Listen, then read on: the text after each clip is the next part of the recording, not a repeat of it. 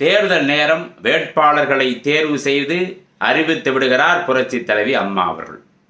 வேட்பாளர்களை அறிவித்த பிறகு புரட்சி தலைவி அவர்கள் என்னிடம் ஒரு மாவட்ட பொறுப்பாளர் பெயரை குறிப்பிட்டு அவருக்கு நான் சீட்டு தரவில்லை, கடந்த காலத்தில் அவர் கட்சிக்கு விசுவாசமாக செயல்படவில்லை, எனவே அவரை நீ கண்காணிக்க வேண்டும், அவர் சரியாக வேலை செய்யாமல் இருக்கலாம் அல்லது வேட்பாளரை தோற்கடிக்கவும் வேலை செய்யலாம், அவற்றை கருத்தில் கொண்டு அவர் சரியாக வேலை செய்யவில்லை என்றால் உடனே எனக்கு நீ தெரியப்படுத்த வேண்டும், அவரை மாற்றிவிட்டு வேற யாரை போடலாம் என்பதையும் நீ தெரிந்து வைத்துக் கொள்ள வேண்டும் என்றார்.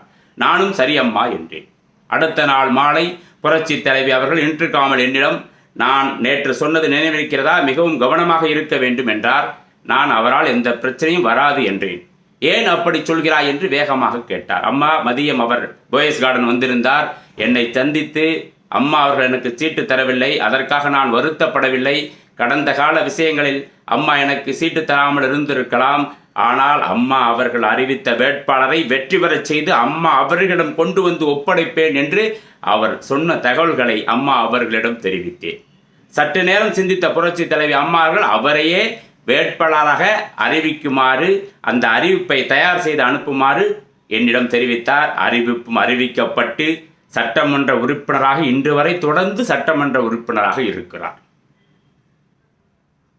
கண்டிக்கும் அதே வேளையில் கருணை காட்டவும் தெரிந்தவர், தண்டிக்க வேண்டிய நேரத்தில் மனம் மாறி மன்னிக்கவும் தெரிந்தவர். அதனால்தான் வரலாற்றில் நிலைத்து நிற்கிறார்.